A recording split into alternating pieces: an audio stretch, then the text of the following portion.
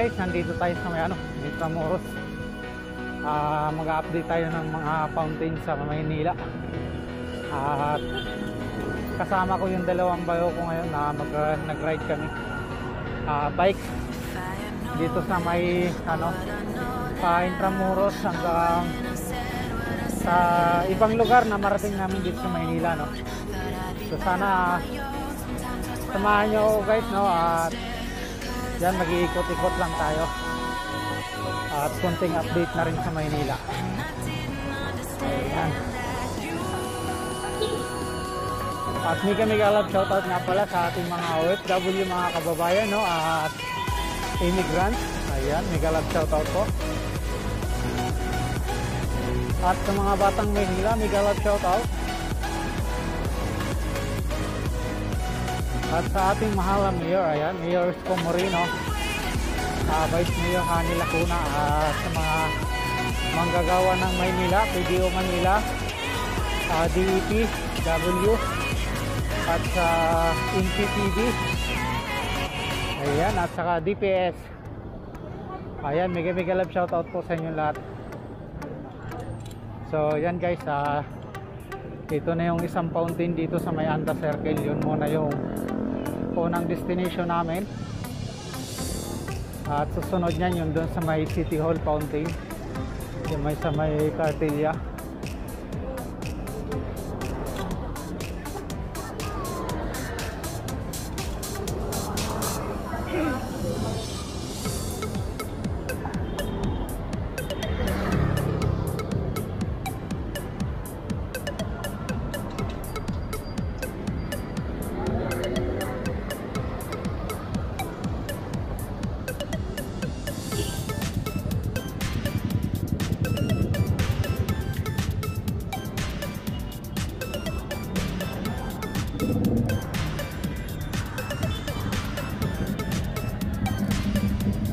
So ngayon guys, medyo matraffic na kasi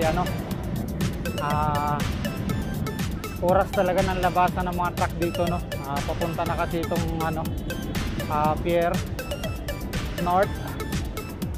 Yan, dito kasi Pier South itong sa may Anda Circle. So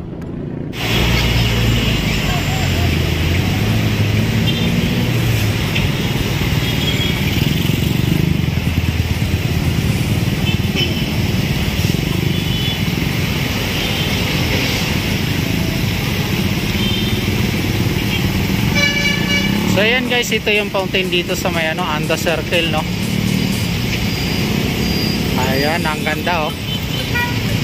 At yun nga, medyo marami lang sa sasakyan dito dahil nandito ito sa gitna nung no? Talagang way nung mga papuntang North Pier at saka Pier South at papuntang Manila Bay. Ayan, Roas Boulevard. Ayan, itong fountain. At meron nga itong bantay dito, no?